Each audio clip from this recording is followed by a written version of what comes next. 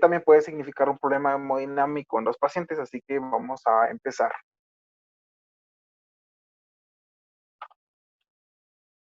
Estas son algunas de las cosas que vamos a hablar, pero empecemos a hablar de la clasificación general. Yo aquí les quiero poner un contexto bastante amplio, y lo podemos ver así. Principalmente, nosotros debemos conocer que vamos a tener dos tipos de pacientes. Aquellos pacientes que son diabéticos y se controlan no entran en esta clasificación. Aquellos pacientes que no se controlan, pues aquí aquí los vamos a clasificar. Aquellos pacientes que no se controlan, tarde o temprano llegarán a tener complicaciones agudas. Esas complicaciones van a ser lo más pronto posible, y es porque las mismas condiciones de la diabetes van a hacer que el paciente presente bastantes alteraciones. Entonces, de forma general, yo creo que ustedes ya han escuchado ese término: cetoacidosis, estado hiperglicémico hiperosmolar, hipoglicemia, hiperglicemia. En realidad, todas estas son complicaciones agudas de la diabetes. Entonces, ya vamos a ir viendo cada una de estas. Sin embargo, hay algunas de estas que no representan en sí un compromiso hemodinámico, y otras sí representan un gran compromiso, no solo hemodinámico, sino vital del paciente. Entonces, hablemos de la hiperglicemia. Por ejemplo, la hiperglicemia, cuando suben los pacientes, a veces nosotros miramos que se presentan a nuestro servicio o a la emergencia con high, y ellos pueden estar así lúcidos y no pasa nada, ¿verdad? Y esto es porque los pacientes, digámoslo así, aún está compensada esa hiperglicemia, aunque no es normal tener esa hiperglicemia que los mantiene, pero se encuentra compensada. A diferencia de la hipoglicemia, que esta sí puede presentar principalmente clínica neurológica, pero los pacientes no van a tener tanto compromiso como estas dos entidades que encontramos acá arriba. Y les digo que no van a tener tanto porque su presentación, como les decía, es neurológica, y ustedes se recordarán de la triada de Whipple, que la triada de Whipple nos indica su estado de recuperación, ¿verdad? Entonces, como que no representa tanto compromiso hemodinámico, pero siempre presenta un poco de riesgo. Ahora yo quiero que veamos esto. Cuando la hiperglicemia que está alta, pero está compensada, empieza a descompensarse, nosotros vamos a conocer así las descompensaciones agudas de la diabetes. Y las descompensaciones agudas de la diabetes nosotros las podemos agrupar en dos: aquellos que cursan con cetosis y aquel estado donde existe un aumento de la osmolaridad. Yo quiero que ustedes vean aquí arriba. Aquí contamos con hiperglicemia, también ahorita les voy a hablar porque dice aquí euglicemia, acidosis metabólica y cetonas en orina, y básicamente estas tres cosas componen la triada de la cetoacidosis.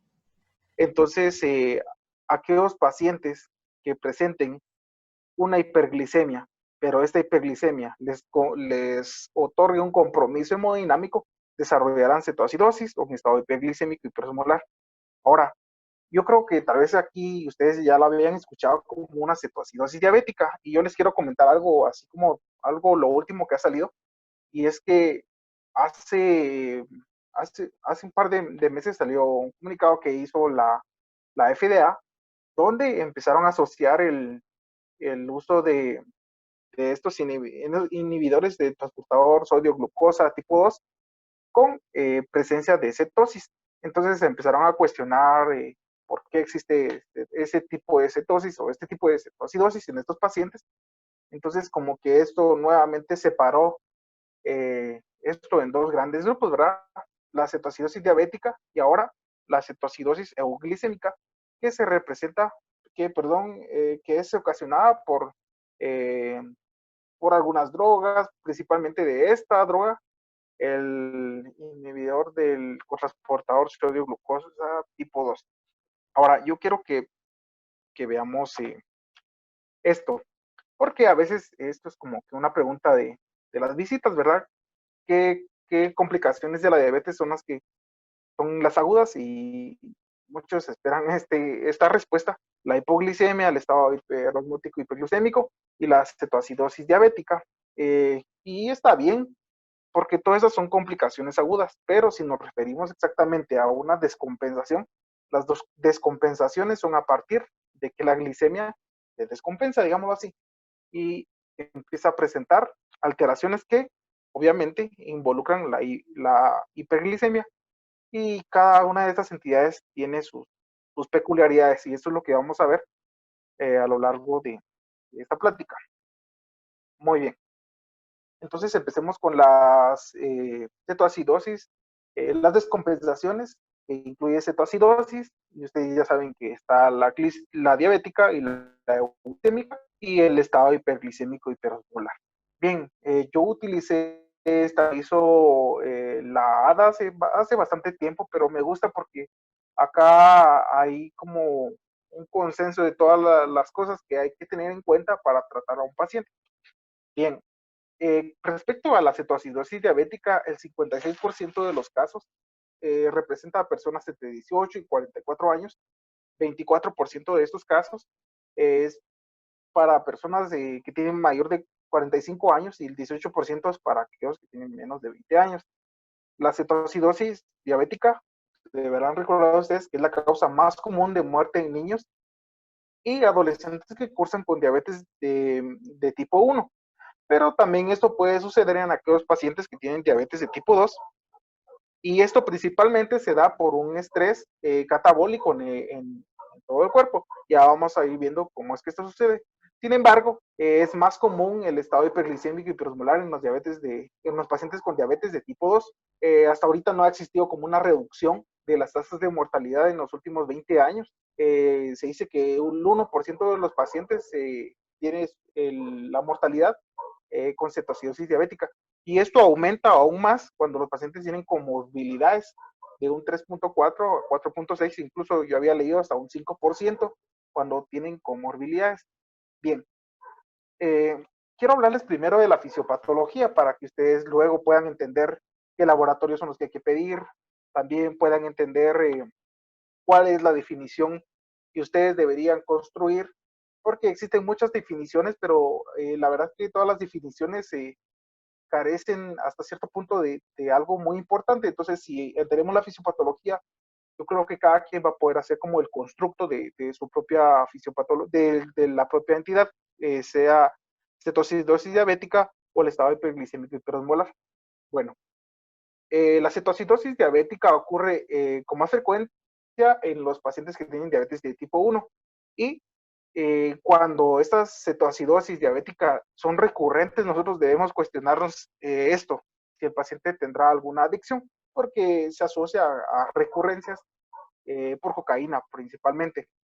Ahora, la cetoacidosis euglicémica, como les había dicho, esta se ha estado asociando más a este tipo de medicamentos, los cotransportadores de sodio glucosa de tipo 2, uso de corticoides, litio, y también quería hacerles esta aclaración, que probablemente el paciente curse con una cetoacidosis diabética y en su casa, antes de llegar al hospital, se coloque insulina, y al momento de llegar al hospital pueda llegar con una glucosa normal. Entonces eso también nos puede dar a nosotros como que un falso positivo en nuestros hallazgos. Entonces son cosas que nosotros debemos de tomar en cuenta, preguntar al paciente qué hizo, si se ha colocado insulina, qué tipo de medicamentos está tomando, eh, ¿verdad? Y esto es importante. Bien, en el estado hiperglicémico hiperosmolar es más común en diabéticos de tipo 2 y es muy raro en aquellos pacientes que cursan con diabetes tipo 1. Entonces, si nosotros algún día encontramos esto en aquellos pacientes que tienen diabetes de tipo 1, el estado hiperglicémico hiperosmolar, sería bueno como documentarlo, ¿verdad? Porque son casos que no se presentan. Ahora aquellos pacientes que presenten una cetoacidosis en diabéticos de tipo 2, eso sí es posible. Entonces, lo que es poco raro, es muy raro, es la conversión del estado hiperglicémico en diabetes de tipo 1. Bueno, en esta frase hay algo muy importante, y a partir de esto es que se construye la fisiopatología: el déficit absoluto de insulina y o un déficit relativo de insulina. Y a partir de esto es que se va a generar, a partir de esto es que se va a generar la fisiopatología. Entonces, empecemos de una forma muy general. hablando sobre un déficit absoluto de insulina. Ustedes saben que si no hay insulina, por tanto hay mucha contrarregulación. ¿Qué quiere decir contrarregulación? Recuerden ustedes que existen hormonas que van a aumentar aumentar la glicemia en aquellos momentos donde la insulina no está haciendo su trabajo. Van a tratar de contrarregular, por eso se llaman contrarreguladoras, ¿verdad? Recuerden ustedes que en periodos de inanición es que se activan estas hormonas de contrarreguladoras y estas van a permitir principalmente crear glucosa a partir de vías metabólicas de carbohidratos. El problema es que cuando hay contrarregulación, nosotros podemos encontrar hiperglicemia. ¿Por qué? Recordemos que acá no hay insulina y hay contrarregulación, entonces empieza a aumentar el nivel de glicemia en la sangre. Pero aquí ocurre algo muy importante. Aumentan sangre, sin embargo, dentro de las células reconocen que aún no hay glicemia. Entonces, existe como una retroalimentación sobre el sistema de contrarregulación y el sistema de contrarregulación produce aún más glicemia para tratar para tratar de compensar esto.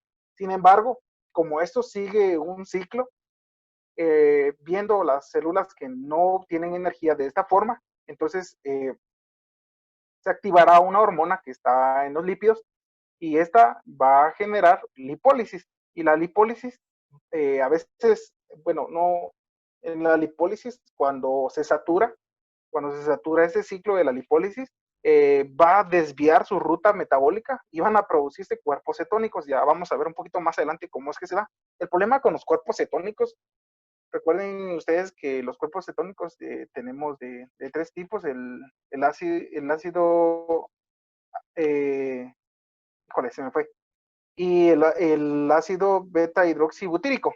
Estos dos ácidos principalmente van a aumentar la capacidad del anion gap y van a aumentar, mejor dicho, el anion gap y entonces va a venir el bicarbonato y va a disminuir por consecuencia, ¿verdad? Entonces esto crea un ambiente ácido. Entonces es así como se desarrolla una acidosis metabólica con anion gap elevado. Y esto es lo que nosotros conocemos como una cetoacidosis diabética. Ahora, cuando existe un poco de insulina, es decir, un déficit relativo, hay insulina, pero no es mucha. Eso es lo que nosotros debemos recordar.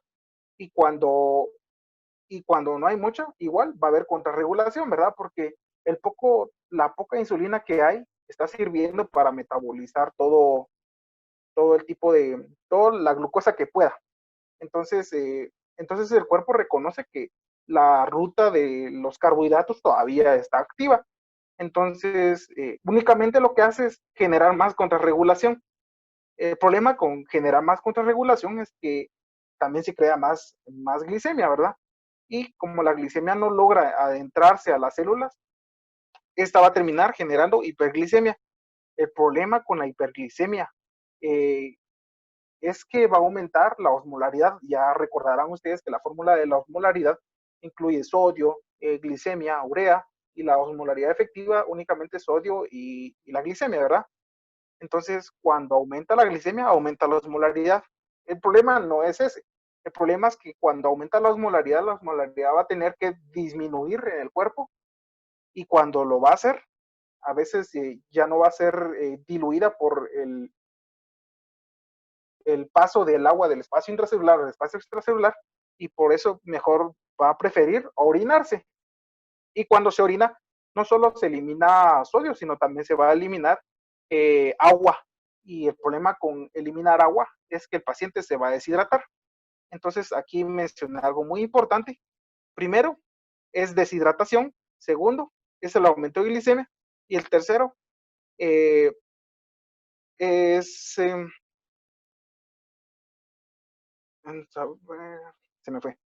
Entonces, aquí tenemos dos cosas importantes, como les decía, la hiperglicemia, la deshidratación excesiva y el aumento de la diuresis osmótica que va a traer deshidratación y aumento de la osmolaridad.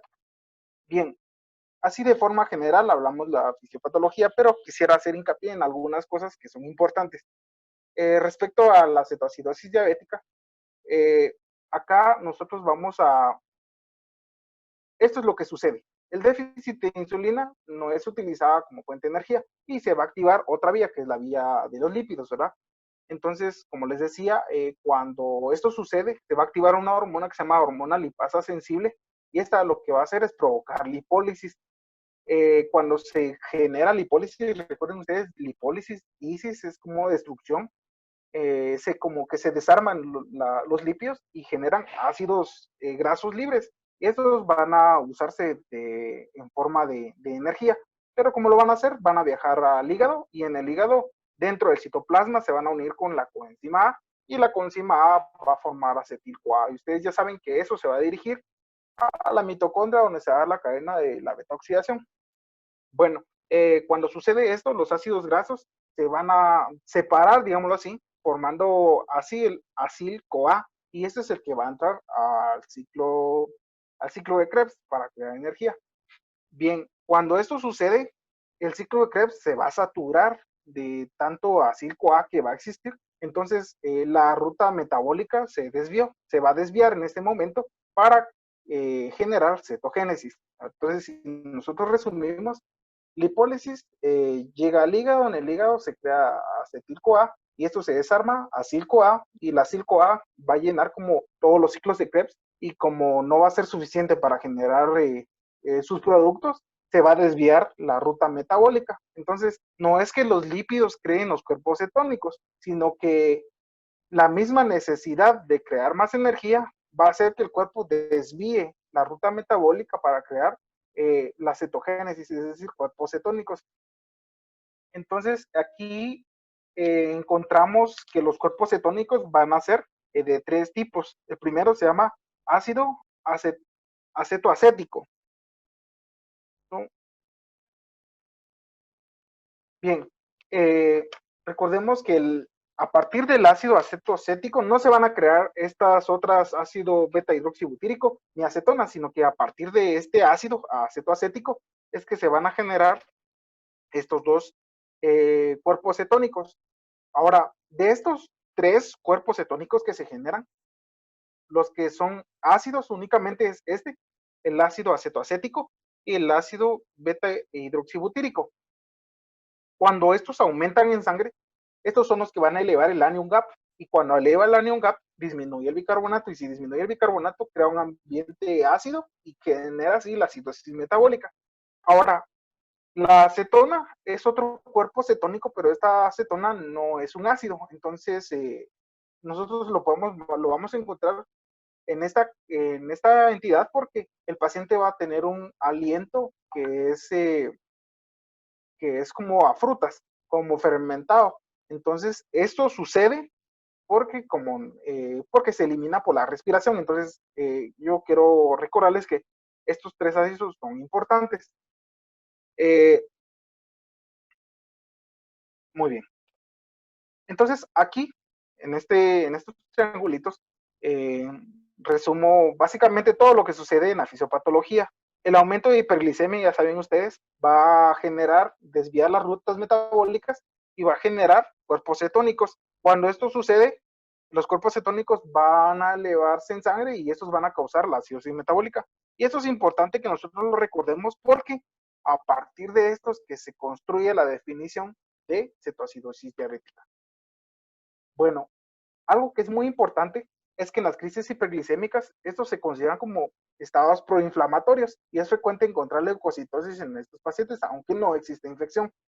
Si nosotros encontramos leucocitosis entre 10, 15 mil, esto no va a indicar directamente infección, más bien es debido al estrés celular o la cetoacidosis diabética. Sin embargo, cuando esto se eleva por arriba de 25, nosotros podemos sospechar ya sobre una infección. Respecto a la fisiopatología del estado hiperglicémico hiperosmolar, recordemos que acá hay un déficit de insulina, pero no todavía se genera un poco de insulina, entonces no es del todo utilizada como fuente de energía. Entonces el cuerpo reconoce la falta de glicemia, lo que yo les decía, y esto va a activar las hormonas contrarreguladoras. Recordarán ustedes glucagón, catecolaminas, cortisol. Esto va a aumentar la glicemia en la sangre. El aumento de la hiperglicemia va a traer un aumento de la osmolaridad Y el problema, como les decía, no es la osmolaridad, sino que existe una diuresis osmótica. El paciente va a empezar a orinar ese exceso de glucosa que tiene y también va a ir eliminando agua y esto es lo que va a causar deshidratación, que es importante conocerlo porque es una de las pirámides, digámoslo así, es una de los pilares importantes para el tratamiento de esta entidad. Muy bien. Y aquí tenemos que el estado hiperglicémico hiperosmolar se va a caracterizar por hiperglicemia. Recuerden, la hiperglicemia es la que aumenta la osmolaridad, va a traer hiperosmolaridad y esto va a traer como consecuencia también deshidratación. Entonces ahora creo que ya se entiende mucho mejor. Ahora sí, definamos. La definición de cetoacidosis diabética y el estado hiperglicémico hiperosmolar es muy simple. Veamos acá. La cetoacidosis diabética es una descompensación metabólica de la diabetes caracterizada por hiperglicemia, ya saben ustedes, cetonas en sangre y en orina, ya saben que aquí fue que se desvió la ruta metabólica y el aumento de esos cuerpos cetónicos causa acidosis metabólica, entonces es bien fácil la definición. Y el estado hiperglicémico hiperosmolar también es una descompensación metabólica de la diabetes caracterizada por hiperglicemia, ya saben que esto lleva a aumento de la osmolaridad y esto por tanto nos lleva a deshidratación. Bien, ahora, ¿qué factores van a predisponer a que el cuerpo desarrolle tanto cetoacidosis diabética como el estado hiperglicémico hiperosmolar? Aquí, en estas cajitas azules, se marco, mejor dicho, los dos más importantes. El primero es la insuficiencia o el déficit o aquella persona que no se coloca, no se administra de forma correcta la insulina. Y a los pacientes que presentan alguna enfermedad o alguna infección. Ahora, recordemos que en los diabéticos de tipo 1, que es donde existe el déficit absoluto, estos pacientes, a ver si no se administran la insulina, va a llegar a un punto donde el cuerpo necesita energía. ¿Y cómo lo va a hacer? A partir de la lipólisis. Y si esto se satura, como dijimos, genera los cuerpos cetónicos, que es lo que se caracteriza esta entidad. Bien, pero también aquí puede aquí nosotros podemos encontrar aquellos pacientes que no han sido diagnosticados todavía con diabetes y pueden presentar, eh, un cuadro de cetoacidosis, ¿verdad? O un estado de hiperglicémico hiperosmolar, porque ellos no han tenido ni siquiera tratamiento y esto sí puede predisponerlos a que ellos se afrenten a estas entidades. Ahora, el consumo de drogas también ya se los había indicado y básicamente lo que tenemos aquí abajo es por aumento del estrés celular. Esto es importante que nosotros lo analicemos porque nosotros podemos tener un espectro de la cetoacidosis diabética y el estado hiperglicémico hiperosmolar, es decir, que se puede presentar combinado. Y en el 22% de todos los pacientes que sucede esto, va a suceder con cetoacidosis diabética y el 45% con estado hiperglicémico hiperosmolar. Sin embargo, en, en 32% de los casos se puede presentar combinado. ¿Y por qué les digo combinado? Recuerden que acá va a predominar en el estado hiperglicémico hiperosmolar el aumento de osmolaridad, ¿verdad? Entonces, y recuerden ustedes que eso se generó por el aumento de glicemia. Ahora, la cetoacidosis diabética también hay aumento de la glicemia y esto puede generar un aumento de la osmolaridad. Por eso es que esto se puede presentar combinado. Ahora, esto que está aquí es muy importante. El déficit, eh, esta se va a instaurar de forma muy rápida. Recuerden que esta se va a instalar rápida porque el cuerpo necesita energía y si no lo obtiene de cualquier forma va a empezar a luchar a fin de obtener energía. Y la forma de obtener energía, recuerden ustedes que va a empezar con el metabolismo de los carbohidratos, si no funciona, van los lípidos, si no funciona, van las proteínas y así. Eso lo podemos ver en aquellos pacientes que tienen desnutrición. Eh, Ahora, acá, esto se va a instalar de forma más lenta, en cuestiones de días, incluso semanas. ¿Por qué? Porque el paciente tiene utilización todavía de insulina, pero esa insulina, como no aprovecha toda la glicemia, toda la glucosa que está en sangre, poco a poco, digamos, utiliza solo lo que puede y lo que no se va acumulando, y como se va acumulando va aumentando la osmolaridad. Bien, para hablar sobre el diagnóstico de esto, aquí vamos a encontrar algunos criterios importantes. La cetoacidosis diabética va a cruzar con hiperglicemia, ustedes ya saben por qué hay hiperglicemia, acidosis metabólica, recuerden ustedes por el aumento de cuerpos cetónicos ácidos, bicarbonato. Recuerden ustedes que como el anion gap va a empezar a elevarse, el bicarbonato va a bajar. Entonces, básicamente estos son consecuentes, ¿no? Y la hipercetonemia, aquellos pacientes que van a empezar a eliminar los cuerpos cetónicos en orina. Ahora, en el estado hiperglicémico y hiperosmolar, principalmente hiperglicemia, deshidratación, aumento de la osmolaridad también es un criterio muy importante, y algunas personas dicen que acidosis metabólica mayor de 7.3, sin embargo, esto no siempre puede existir, así que donde va a generar principalmente acidosis metabólica es en la cetoacidosis diabética. Muy bien, respecto a cómo es que se presenta la clínica del paciente, recordemos que acá va a evolucionar de forma rápida. El paciente, como es diabético y va a eliminar glucosa, va a tener poliuria, polidipsia, pérdida de peso, náuseas, vómitos, deshidratación. Sin embargo, esta deshidratación como que no va a ser muy fuerte como en el estado hiperglicémico y hiperosmolar. Dolor abdominal, eso se puede confundir con un abdomen agudo, y es porque la presencia de ácidos de la acidosis metabólica puede causar irritación peritoneal. Entonces, esto puede producir un dolor bastante fuerte. Respiración de Kussmaul, acá les pongo esto, me llamó la atención este mnemotécnico. Eh, Recuerden que la respiración de Kussmaul se da siempre que hay acidosis metabólica. Pero no siempre va a ser para cetoacidosis diabética, sino que se puede presentar en cetoacidosis diabética, los pacientes renales crónicos. Recuerden que aumenta los niveles de hiperazoemia, en estados de sepsis, salicilatos, metanol, aldehídos y acidosis láctica en los pacientes que están chocados, ¿verdad? Esto es importante. Y aquí algo que también es muy importante es el aliento que va a tener el paciente. Esto es importante. Muy bien. Es importante también preguntarle a los pacientes, interrogar eh, sobre factores precipitantes, si tienen algún tipo si han tomado algún tipo de medicamentos, si se han colocado insulina antes de llegar al hospital. Sí, es importante que ustedes lo recuerden. Y en aquellos pacientes donde exista un desbalance en la temperatura, recuerden que esto va a ser un signo de mal pronóstico. Entonces, esto es importante que lo tomemos en cuenta.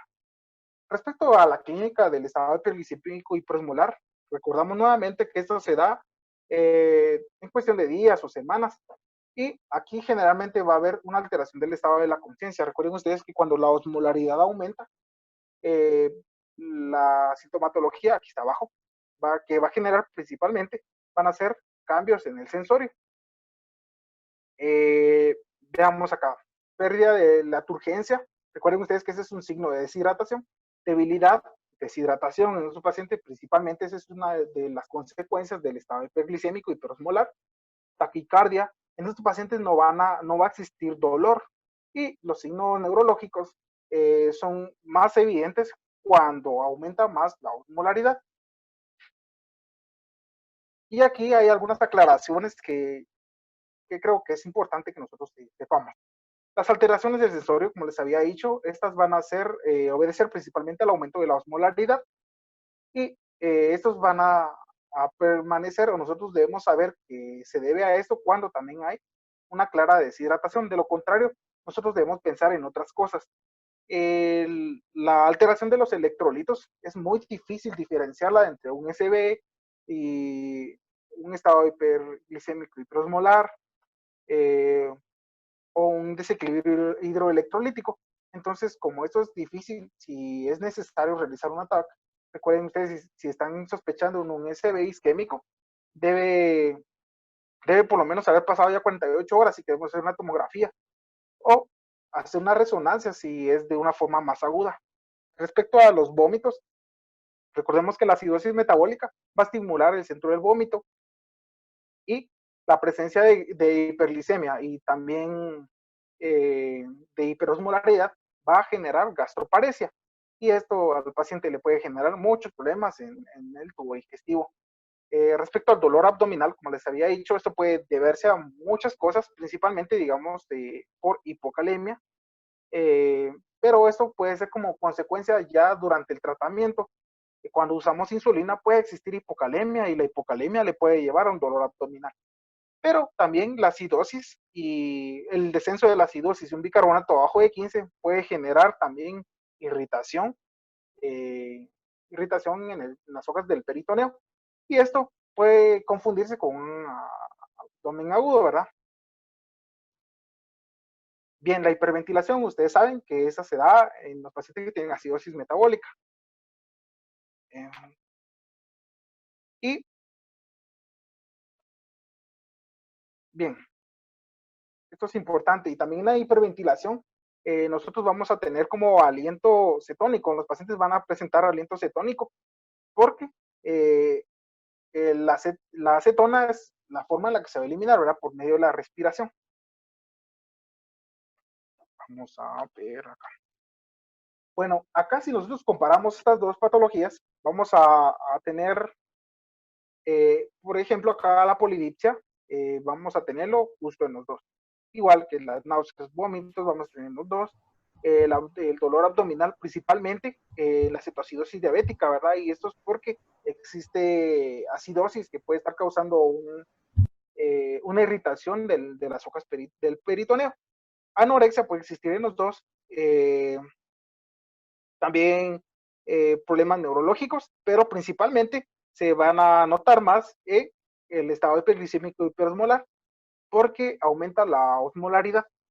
Respecto a la hiperventilación, también más en acidosis metabólica, y la deshidratación puede estar en los dos, pero está más, la encontramos más marcada aún en el estado hiperglicémico hiperosmolar. Acá nuevamente nosotros miramos algunos criterios que creo que es muy importante que nosotros logremos diferenciar. El pH, nosotros vamos a tener en este, ¿verdad? Acidosis metabólica, el pH siempre va a estar bajo, y en este va a estar arriba de 7.30, es decir, a veces ni puede existir una acidosis metabólica. Y si nosotros estamos buscando en estas acidosis metabólicas, también necesitamos buscar anion gap, y obviamente va a estar elevada, ¿vean? Entre más severo es, va a existir un aumento del anion gap. ¿Qué más podemos ver en la acidosis metabólica? También tenemos que encontrar los niveles de bicarbonato. Los niveles de bicarbonato van a disminuir siempre en una acidosis metabólica, entonces vamos a ver que entre más severa está más disminuida. Respecto a las cetonas, aquí van a estar positivas siempre en la cetoacidosis diabética. Y acá, no, ¿verdad? Y el estado mental también lo vamos a encontrar más alterado en el estado hiperglicémico hiperosmolar y en los pacientes que tengan una cetoacidosis bastante severa. Bien, nosotros aquí tenemos que tener cuidado con los estados euglicémicos, porque esto es lo que a nosotros nos puede confundir. Recordemos que acá es uno de los criterios para decir cetoacidosis diabética, es que la glicemia va a estar arriba de 250, pero si el paciente llegó a la emergencia y ya llegó con insulina, posiblemente nosotros lo encontramos con una glicemia normal. Ahora, si el paciente ha estado tomando otro tipo de medicamentos, por ejemplo, los inhibidores de la SGLT2, puede que también lo encontremos euglicémico, pero esto es lo importante que nosotros debemos tomar en cuenta, eh, el interrogatorio. Bueno, entonces nosotros podemos confundir también la cetoacidosis diabética con otras patologías, por ejemplo, la cetoacidosis por desnutrición. Recuerden ustedes que como en nuestros pacientes desnutrios ya no funciona su ruta de los carbohidratos, ahora ya no funciona también la ruta de los lípidos, ahora está activo la ruta de los de las proteínas. Y en esos desvíos de rutas metabólicas se producen también cuerpos cetónicos. En acidosis alcohólica igual, la acidosis láctica, Recuerden que acá la acidosis láctica en hipoperfusión, aquellos pacientes que lleguen con deshidratación severa, van a tener, de hecho, el lactato, ¿verdad? El lactato es un marcador de hipoperfusión y cuando nosotros lo encontremos elevado arriba de 2, podemos decir que el paciente está cursando con un estado de hipoperfusión y esto puede aumentarle la acidosis metabólica y confundir el cuadro. El uso de drogas y la falla renal en los pacientes. Muy bien. Ahora entramos a tal vez lo más complejo, pero también lo más interesante de estas enfermedades. ¿Cómo tratar? Nosotros antes de tratar debemos saber que necesitamos cumplir 3 objetivos para tratar esta enfermedad. Primero, nosotros debemos corregir. ¿Corregir qué? Corregir la hidratación, corregir la acidosis metabólica, corregir la hiperglicemia, corregir los electrolitos. Identificar la comorbilidad, si el paciente tiene infecciones, tratar juntamente con esto, ¿verdad? Y ver aquellos efectos que desencadenaron estas patologías. Ahora, nosotros también tenemos no solo que corregir, sino que identificar y también necesitamos prevenir complicaciones. Recordemos que vamos a utilizar en uno de los tratamientos, que ya lo vamos a ver, ahora insulina. Entonces la insulina nos puede llevar a una complicación del uso de insulina, es hipoglicemia. Y también el uso de insulina nos puede causar una hipocalemia. Recordemos que la insulina también se utiliza como un método para disminuir los niveles de potasio, ¿verdad? Como una medida anti-hipercalémica. Por acción de la activación de la bomba sodio-potasio ATPasa. Otra complicación que tenemos también es el edema pulmonar. Recuerden ustedes que cuando vamos a hidratar al paciente, que vamos a ver cómo es que se va a hacer la hidratación, cuando se dé deshidratación severa, si se hace mal, podemos causar un edema cerebral. Y si nosotros disminuimos rápido la osmolaridad, también podemos causar un edema cerebral. Bien, para tratar, nosotros podemos mencionar estos 4 pilares que son los más importantes. De hecho, si se cumplen estos 4 pilares, el paciente va a terminar en compensación.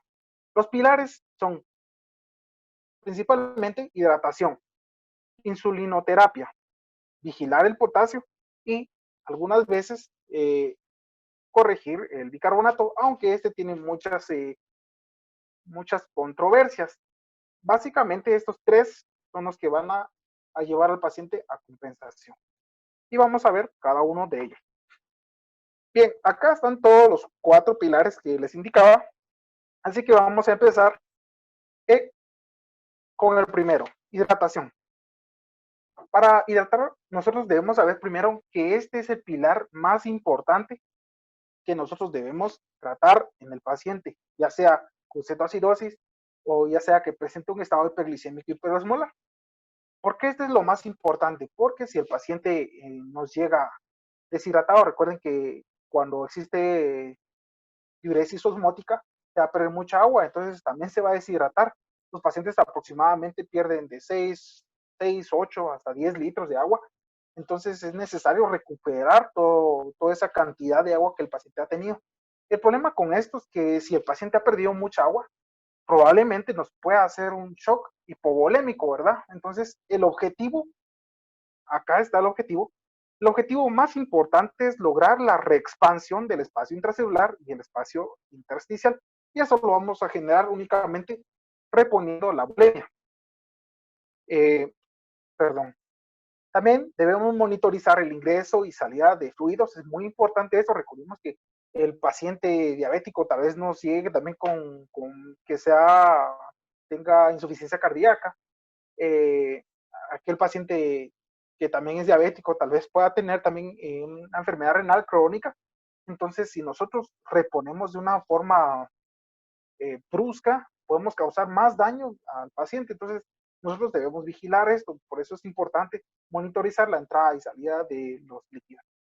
El déficit es importante que nosotros lo logremos corregir en 24 horas. No podemos corregir toda el déficit de agua en un momento hacia otro porque podemos causarle un aumento del líquido, ¿verdad? Y podemos causar derrame agudo edema agudo del pulmón, perdón.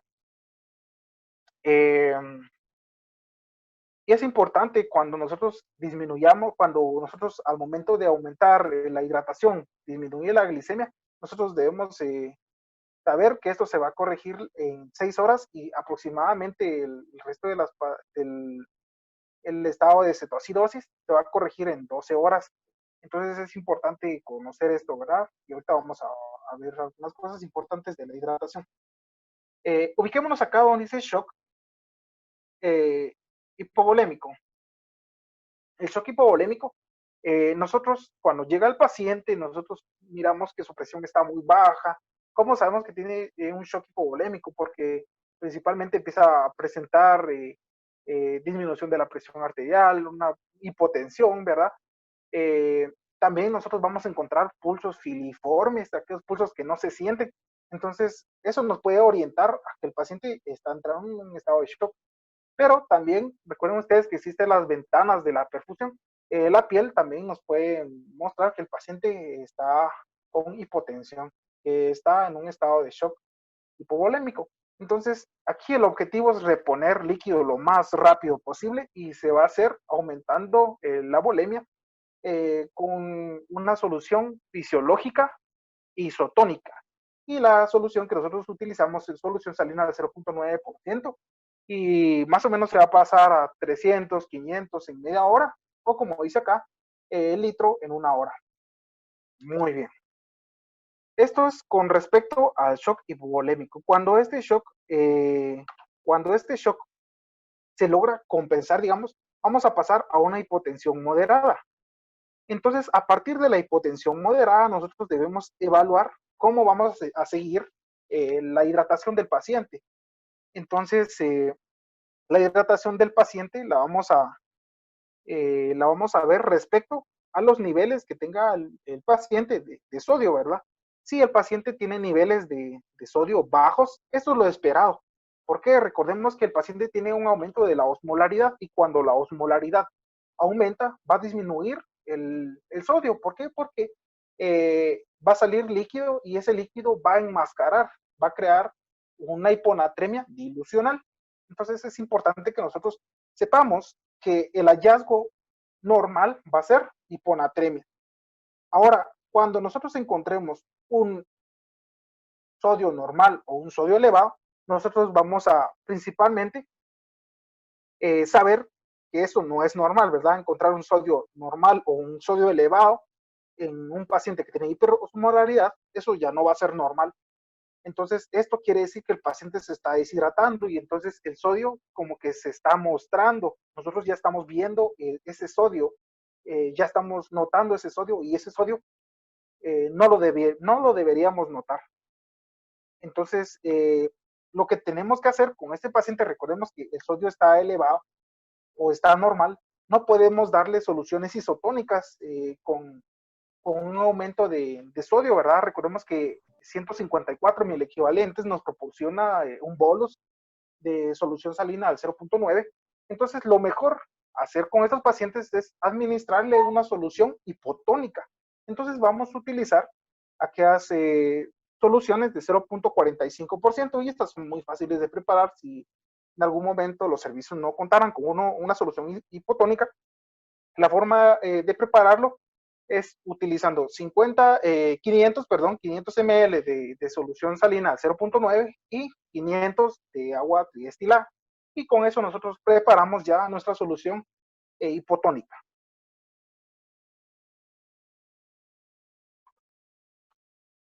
Muy bien, llegamos al siguiente punto. Y el siguiente punto es la piedra angular, como dice ahí, de la terapia. Pero nosotros debemos saber que la insulina, bueno, recordemos algo muy básico antes de hablar sobre esto. La insulina tiene la función de bajar la glicemia. Yo creo que aquí todos lo sabemos, ¿verdad? Por activación de la bomba sodio-potasio ATPasa. Pero la insulina en estas entidades, en estas dos patologías que estamos hablando, nos va a servir primero para bloquear a la lipólisis y si bloqueamos la lipólisis, ya no vamos a tener un aumento de los ácidos de los cuerpos cetónicos. Y otra función también de la insulina es activar a la bomba sodio-potasio ATPasa. Entonces, como les repito, La insulina se usa por tres cosas. Primero, para disminuir la glicemia, recordemos que cuando se activa la bomba sodio-potasio ATPasa, va a ingresar esa glucosa a la célula. Entonces aquí ya tenemos dos de estos efectos y el tercer efecto que nosotros buscamos con utilizar insulina es disminuir la lipólisis y con ello va a disminuir también los cuerpos cetónicos. Esto es importante porque si nosotros disminuimos la glicemia y ya encontramos una glicemia normal, pero nosotros suspendemos de repente la insulina, realmente el paciente no ha terminado de bloquear, digámoslo así, la ruta metabólica de los lípidos y el paciente va a seguir produciendo cuerpos cetónicos, entonces nunca va a tener una mejoría. Entonces, lo que vamos a hacer con la insulina es básicamente bloquear esta vía metabólica. Ahora, siempre que vamos a iniciar nosotros insulina debemos tener en cuenta primero el valor del potasio, porque nosotros vamos a iniciar únicamente insulina cuando los valores de potasio estén por arriba de 3.3 hasta 5.3. Si se encuentra ahí, nosotros vamos a usar insulina. Si está por debajo de 3.3, nosotros debemos suspender, o mejor dicho, no debemos iniciar aún la insulina, porque recordemos que la insulina también es la medida antihipercalémica, y si nosotros lo utilizamos en aquellos pacientes que tienen una disminución del potasio, vamos a causar todavía más hipocalemia, y eso nos puede llevar a arritmias y también nos puede llevar a un paro cardiovascular. Muy bien. Entonces, respecto a esto, nosotros podemos utilizar infusiones, que es lo que se prefiere, de forma subcutánea o intramuscular. Se prefiere infusión continua, es lo que les decía. La insulina no debe administrarse cuando el potasio sérico está por debajo de 3.3. La insulina que regularmente usamos es la insulina regular, la que nosotros conocemos como insulina cristalina, y nosotros lo vamos a hacer de dos formas. Primero, inicialmente vamos a utilizar un bolus de esta insulina de 0.1 unidades por kilogramo, seguida de la bomba de infusión, igual a la misma dosis, pero ahora en infusión. Entonces vamos a mantener esto. ¿Y cuál es el objetivo de esto? Bloquear la lipólisis, recuerden. Y con esto vamos a hacer con esto vamos a tener que estar vigilando a cada 2 horas el potasio para que no disminuya. Esto es importante. Lo óptimo de la reducción de glucosa por cada hora es de 50 a 75. Así que si nosotros encontramos una disminución más de 50 miligramos decilitros, nosotros lo que tenemos que hacer es disminuir la cantidad de insulina. Y si nosotros le encontramos más de 70, nosotros tenemos que aumentar la cantidad de insulina. Sí. Entonces, esto es importante, que nosotros lo tengamos en cuenta.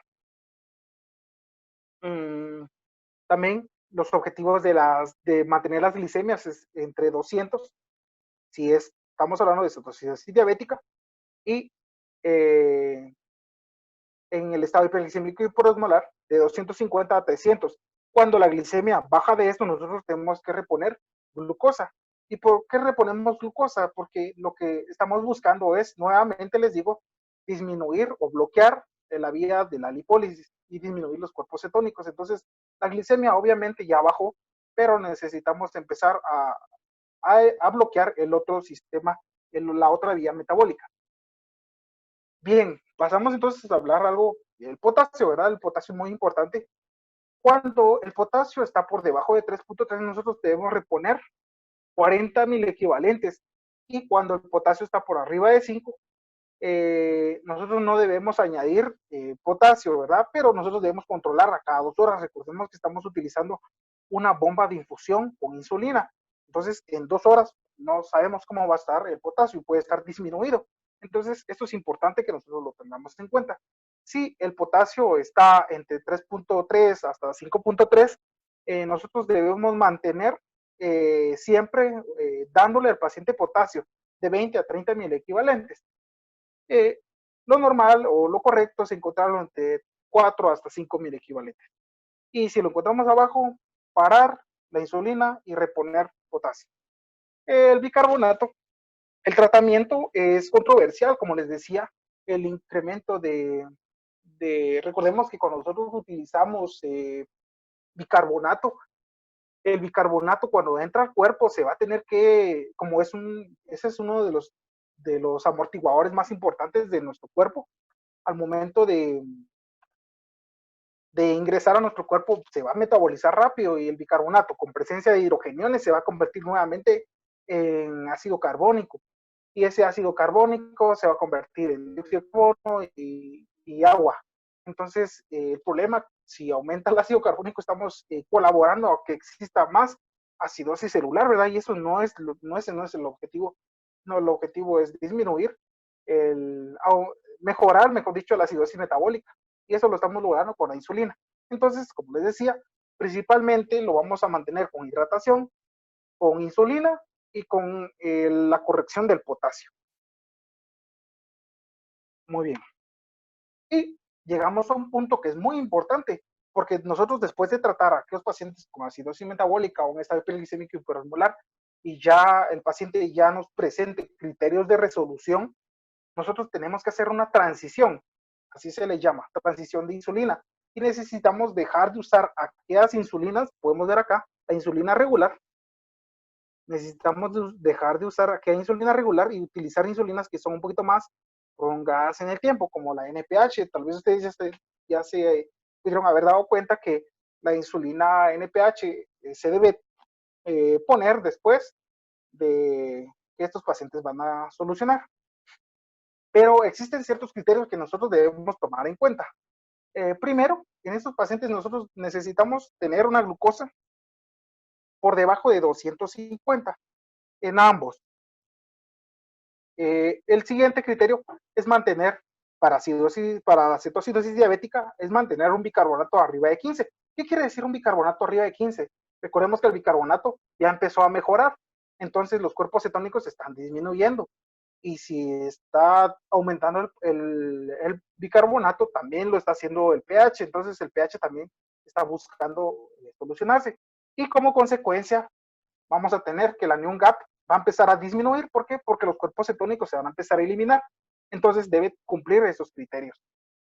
Respecto al estado hiperglicémico hiperosmolar, la osmolaridad debe estar ya normal y el paciente debe tener recuperación del estado mental. Entonces acá les dejo un tip que es muy importante, que la disminución para criterios para CAD, la cetoacidosis diabética, necesitamos disminuir la glucosa más 2 de los siguientes criterios que ya les mencioné.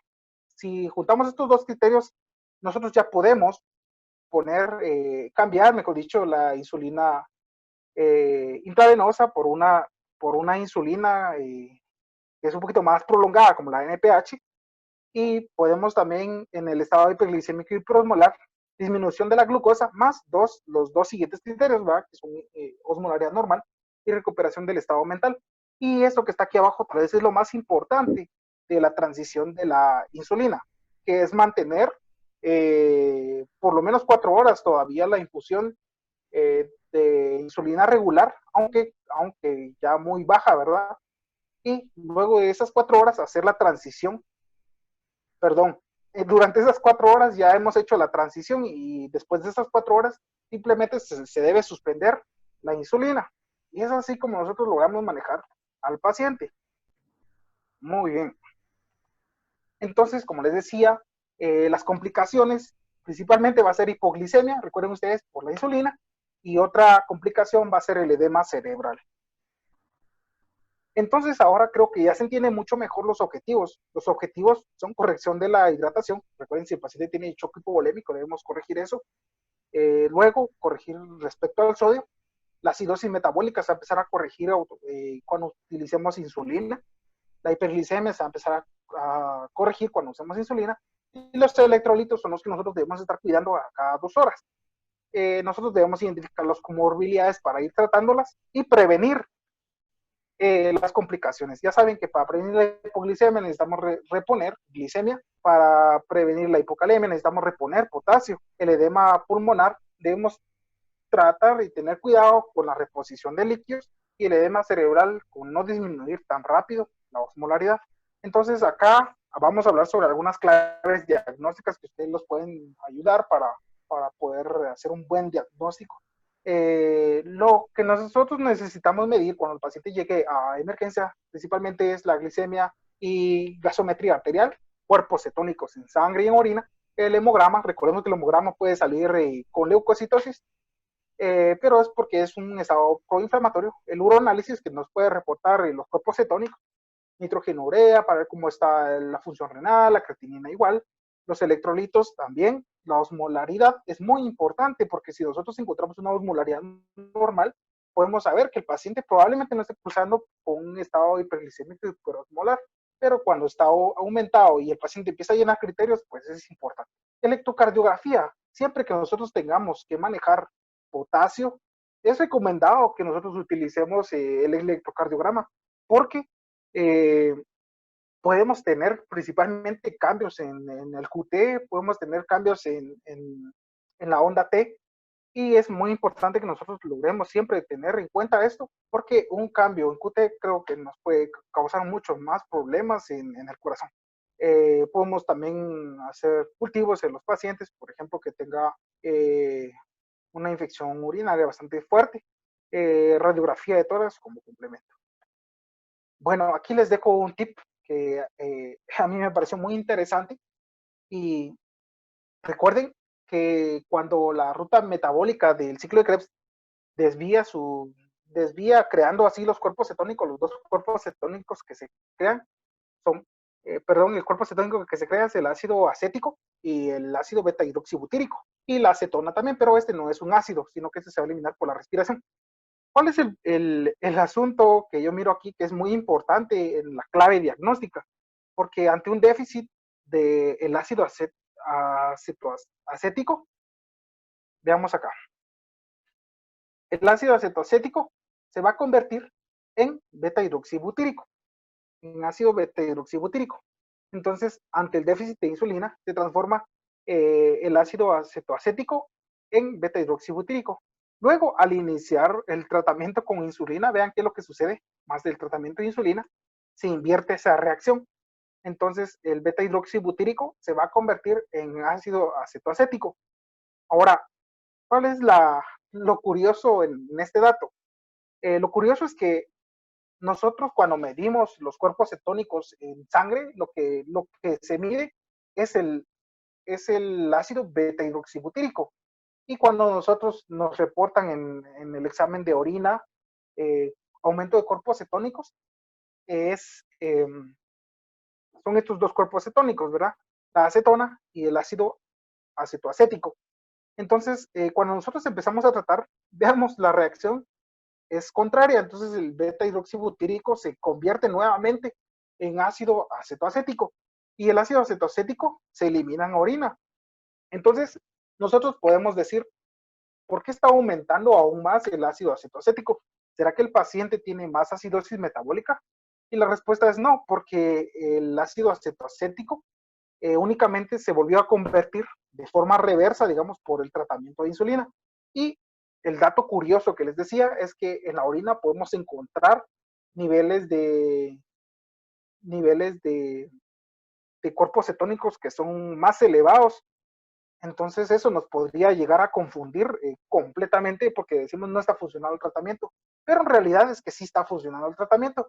¿Y eso cómo lo sabemos comprobar?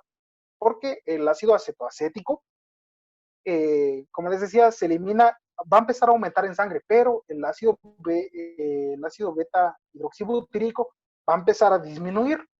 Entonces, es así como nosotros sabemos que el paciente va mejorando. Entonces, en conclusión, en esta presentación, es un tip, si nosotros encontramos en los pacientes un aumento del ácido acetoacético o de cuerpos cetónicos en orina, debemos saber que es porque el paciente está mejorando.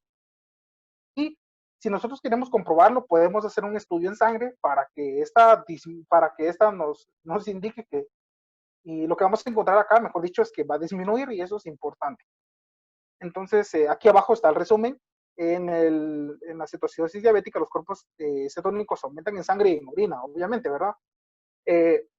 Entonces, en la sangre va a aumentar el beta hidroxibutírico y en la orina va a aumentar la acetona y la aceto, aceto, el ácido acético, perdón. Y ya saben que el aumento va a significar porque este se convierte nuevamente a esto y se va a empezar a orinar. Muy bien. Respecto a los electrolitos, ¿qué cosas nosotros debemos tomar en cuenta? Eh, nosotros, como les decía, vamos a esperar siempre que el sodio esté disminuido. ¿Por qué? Porque hay disminución, hay aumento de la osmolaridad y esa osmolaridad va a traer un enmascaramiento de nuestro sodio. Entonces, nosotros esperamos que el sodio esté disminuido. Si nosotros empezamos a encontrar sodio elevado, esto ya es anormal. Quiere decir que el paciente está deshidratado y vamos a tener que reponer todavía y seguir interviniendo con el reto de líquidos, ¿verdad? Eh, muy bien. Respecto a otros electrolitos, el potasio, como ya les decía, cuando hablábamos del potasio, nosotros debemos estar siempre, siempre, siempre cuidando el potasio, porque el potasio puede disminuir por la utilización continua de insulina. Otra cosa que yo les quería decir acá, recuerden que cuando hay acidosis metabólica, el, vamos a tener como consecuencia un aumento en el espacio extracelular del potasio. Y recuerden ustedes que el potasio va a activar a la aldosterona. ¿Cuál es el problema si activa la aldosterona? Es que el potasio, perdón, la aldosterona al momento de llegar al riñón va a empezar a excretar potasio y entonces vamos a tener bastante pérdida de potasio. Entonces cuando nosotros, cuando tengamos al paciente, el paciente ya va a tener hipocalemia. Y si nosotros utilizamos insulina, vamos a hacer que tenga más hipocalemia. Entonces es por esto la importancia de medir primero el potasio antes de iniciar insulina. Muy bien, pasamos a la hiperglicemia. La hiperglicemia, ahorita anteriormente hablamos sobre los estados descompensados, digamos así, de la hiperglicemia. Acá es un estado compensado. Nosotros debemos saber que siempre que tratamos a un paciente con hiperglicemia, lo que necesitamos es no utilizar insulina. ¿Por qué? Porque recuerden que si utilizamos insulina, estamos disminuyendo más el potasio. Y en un paciente en emergencia nosotros no tenemos control acerca, acerca del potasio en ese momento. Entonces, utilizar insulina puede significar muchas cosas. Aumentamos el intervalo QT, podemos hacer que el paciente tenga arritmias, podemos hacer que el paciente tenga un paro cardíaco. Entonces, ¿por qué? Por iatrogenia, ¿verdad? Porque nosotros pudimos haber disminuido los niveles de glucosa aumentando la bulimia. Entonces el paciente empieza a orinar. Entonces aquí lo importante del tratamiento es disminuir la glicemia utilizando, eh, utilizando soluciones principalmente. Muy bien. Respecto a la hipoglicemia, esta es una emergencia endocrina, es la más común, y esta es un factor que predispone a que, mejor dicho, que a muchos pacientes les da miedo tener y llegar con esta complicación, y esto también predispone o limita el tratamiento de la diabetes en muchos pacientes. El principal daño que se causa es neurológico, pero vamos a encontrar que el paciente va a mejorar. Vamos a ver ahorita cómo se debe evaluar de forma correcta. Respecto a la frecuencia, la hipoglicemia severa es aquella que va a requerir un tratamiento y aquella hipoglicemia que no es tan severa, el paciente sabe, ya siente los síntomas y al momento de comer algo ya recupera su vitalidad. Frecuentemente a una persona le sucede una vez al año, en 10 a 30 veces, y es más común en diabetes de tipo 1 y 1 a 3% en diabéticos de tipo 2. La recurrencia sucede más del 50% de forma nocturna y el riesgo de hipoglicemia es más severo en diabetes de tipo 1 de tipo 2. Se asocia más al uso de sulfonilureas en 3.3 y el 11.2% al uso de insulina. Y esto es importante. Si nosotros queremos saber si el paciente tiene hipoglicemia, y es básicamente esto, nosotros vamos a ver signos y síntomas de hipoglicemia. Y si nosotros le reponemos al paciente la glicemia, vamos a encontrar una mejoría al tratar la hipoglicemia, ¿verdad? Y también vamos a encontrar niveles de glucosa sanguínea baja. Y esta triada se llama triada de Whipple. Y esta es muy importante para valorar y manejar la hipoglicemia. Muy bien. Aparte de esa valoración, nosotros debemos saber que en las personas sanas, la hipoglicemia significa por debajo de 55 y en aquellos pacientes diabéticos va a bajar por debajo de 70. Entonces, eso es para que nosotros lo tomemos en cuenta, ¿verdad? Eh, muy bien. Respecto a la fisiopatología de esta es bastante sencilla, bastante simple. El sistema nervioso, recordemos que necesita y requiere energía, pero no puede utilizar cualquier tipo de energía. Además, el sistema nervioso no sintetiza la glucosa y no utiliza otro combustible, como es lo que les decía. Y por eso es que se van a generar bastantes mecanismos integrados que van a tratar de aumentar esa glicemia para mantener más o menos entre 60 y 140 miligramos de decilitro. Entonces, ese es el objetivo. De hecho, había encontrado otros lugares donde el objetivo para los diabéticos era mantenerlo por debajo de 180 miligramos de decilitros, pero esto es un dato que podemos imaginar. Las vías contrarreguladoras van a aumentar el umbral a partir de 67 miligramos por decilitro. Y acá nuevamente hablamos sobre los mecanismos de contrarregulación. Recordemos que los mecanismos de contrarregulación va a ser, por un lado, suprimir el sistema de insulina. Si nosotros suprimimos el sistema de insulina endógena, entonces el paciente va, si le damos glicemia, si le damos glucosa, perdón, va a empezar a mejorar. Y por otro lado, podemos estimular al uso de las hormonas contrarreguladoras, la gluconeogénesis y glucogenólisis. Eh, muy bien. Acá tenemos algunas causas. Tenemos aquí algunas causas de hipoglicemia. Nosotros con pacientes con diabetes de tipo 1, el uso de insulina, comidas de suplementos, el uso de ejercicio, interacción con drogas, con alcohol. Eh, y respecto a la contrarregulación, hipoglicemias asintomáticas, terapia intensiva, hipoglicemia reciente, uso de betabloqueadores. Recordemos, los betabloqueadores 2, los que son inhalados, también se usan como medidas antihipercalémicas y esos también disminuyen la glucosa cuando activan la bomba sodio-potasio ATPase.